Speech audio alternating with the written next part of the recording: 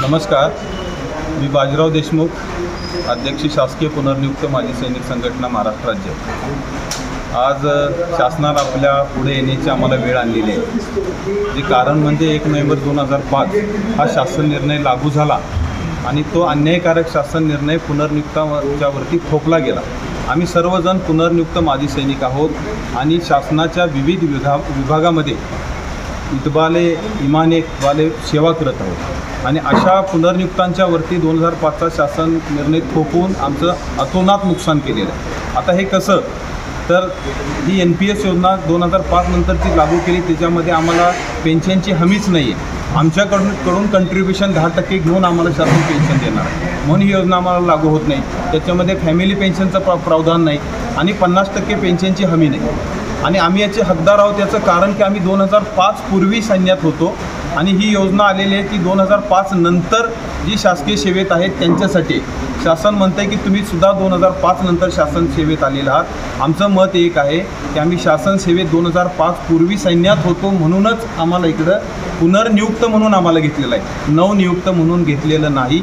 म्हणून नंबर 1 की ही योजना आम्हाला मुळात लागू होत नाही 2005चा शासन निर्णय। दुसरी गोष्ट आहे की आम्हाला शासनानं नवनियुक्त म्हणून घेतलेलं नाही, पुनर्नियुक्त म्हणून घेतलं आहे। तिसरी गोष्ट 2017मध्ये आम्ही हे प्रकरण शासनापुढं आणलं, त्याला सामान्य प्रशासन विभाग जो शासन निर्णय बनवतो त्या सामान्य प्रशासन विभागानं सुद्धा आपल्या टिप्पणीमध्ये सदर योजना म्हणजे जुनी पेन्शन योजना पुनर्नियुक्त कर्मचाऱ्यांना लागू करण्यात यावी असं स्पष्ट नमूद केले।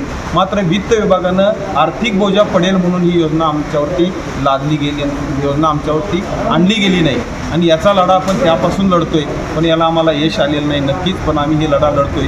परवाचा फेब्रुवारीचा एक शासन निर्णय नक्कीच मी सांगेन या ठिकाणी की त्यांनी ज्या लोकांनी जे आता नागरी सेवेमध्ये आहेत, ज्यांनी अर्ज भरले 2005 पूर्वी नोकरीसाठी अर्ज भरले, त्यांना त्या लोकांनी जुनी पेन्शन योजना लागू केली। अर्ज भरले 2005 पूर्वी आणि नोकरी लागले 2005 मध्ये 6 मध्ये 7 मध्ये, अशा लोकांना त्यांनी जुनी पेन्शन योजना लागू केली।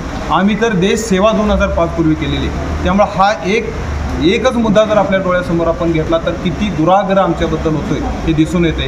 परवाचा एक शासन निर्णय 20 सप्टेंबरचा आला आहे, त्याच्यामध्ये आमच्यासाठी सेवेची अट धरलेली।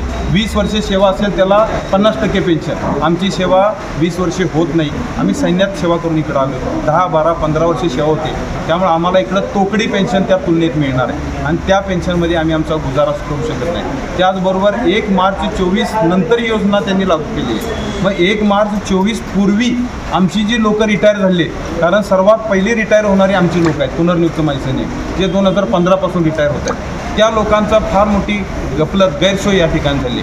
आमचे काही सैनिक आहेत, काल संचालक महोदयांना आम्ही भेटलो, 1800 रुपये पेन्शन आहे महिन्याला, 1800 रुपये। मला वाटतं की शासनानं आपल्या बहिणीसाठी 1500 रुपयाची काहीतरी स्कीम चांगली आहे, त्याचं स्वागतच आम्ही नक्की करतोय, पण या सैनिक भावासाठी मला वाटतंय 2000 रुपये देणं किंवा 1800 रुपये देणं ही पुरोगामी महाराष्ट्रासाठी लांछनास्पद बाब आहे असे म्हणायला काही हरकत नाही। त्या सैनिकाला भीक मागितल्याशिवाय पर्याय राहिले नाही आम्हा लोकांना आणि म्हणून आम्ही आमच्या स्वाभिमानी सैनिकाला भीक नाही मागून देणार। आम्ही रस्त्यावर उतरू, आंदोलन करू, जो करत नव्हतो, आम्ही डिसिप्लिन लोक आहोत, पण आज शासनानं ही जर वेळ आणली तर आम्ही उपोषणाला बसायला आता आम्ही पूर्ण तयारी केलेली आहे। त्यामुळे तात्काळ मुख्यमंत्री महोदयांनी तेच सैनिक कल्याण मंत्री आहेत, आम्हाला बोलवावं चर्चेसाठी, यातून मार्ग काढावा आणि जे थोड्या संख्येनं आम्ही 2857 लोक आहेत, ज्याचा अधिभार शासनाच्या तिजोरीवर साहेब म्हटले तसं फार कमी आहे। 1 कोटी रुपयेसुद्धा वार्षिक आमच्या पेन्शनसाठी लागत नाही आहेत, 1 कोटीसुद्धा लागत नाही। आम्ही टेबलवर चर्चा करून आम्ही सचिव महोदयांनी समजून सांगू शकतो, कॅल्क्युलेशन त्यांच्यासमोर मांडू शकतो आणि मला वाटतं एखाद्या ड्रेनेजसाठी 1 कोटी रुपये खर्च होतात आणि सैनिकासाठी शासन करू शकत नाही।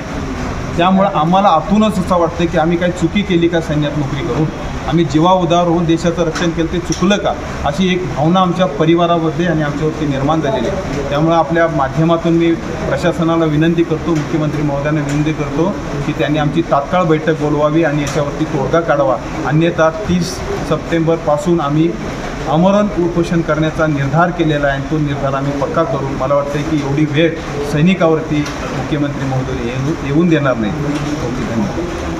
धन्यवाद। आज पुनर्नियुक्त महाराष्ट्र शासनाचे जे माजी सैनिक आहेत मुळातच पुनर्नियुक्ती म्हणजे अगोदर केंद्र शासनात किंवा मिलिटरीमध्ये सर्व्हिस केली म्हणून पुन्हा तुम्ही पुनर्नियुक्ती त्यांना केलेलं आहे. मग अशा तुमच्या जाचकाठी ज्या तुम्ही सर्व्हिसच्या घालताय की 20 वर्ष म्हणजे ह्या जाचकाठी जे भरत नाही, जे होणार नाही, त्यांची पहिली सर्व्हिस तुम्ही काउंट करणार नाही का? त्याने देशसेवेसाठी काही केलं असेल ते तुम्ही लगेच कसे त्या इथं त्या अटी लावू शकता?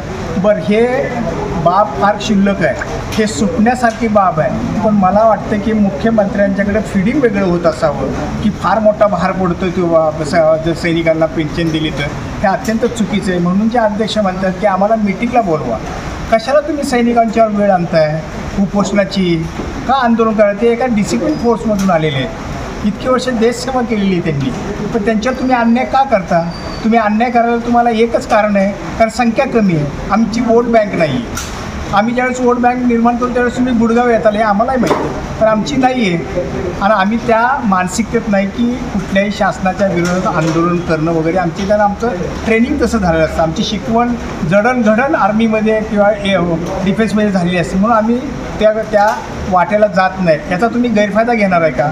हा आमचा विकनेस आहे का? हा आमचा अशक्तपणा आहे का? असं जर सरकारला वाटत असेल की यांचा अशक्तपणा आहे तर सरकार मग झोपेच्या मूडमध्ये आहे असं वाटतं आहे. त्यांनी तसं करू नये. आम्ही झोपेच्या तुम्ही मूडमध्ये जाऊ नका. आमची संघटना जरी संख्येनं कमी असतील तर बाकीच्या संघटना त्यांना जॉईन होतील, कारण शेवटी आमचे बंधू आहेत ते. आज मी जरी पुनर्नियुक्त नसतं तरी यांनी उपोषण केलं तर मी माझ्या सगळ्या संघटना जागवणार महाराष्ट्राभरच्या, त्यांच्या पाठीशी घालणार. कारण तुम्ही अन्याय करता, आमच्या बंधूंवर अन्याय करताय का? तर त्यांची संख्या कमी आहे म्हणून. एक तरी संघटना स्थापन करताना इतका त्रास झाला ह्या लोकांना, ही संघटना स्थापन करून देत नव्हते शासनाची. एक संघटना असताना तुमची संघटना कशाला? असं थोडंच आहे. बाकीच्या ठिकाणी तुम्ही संघटनाला अलाउड करताना आमच्या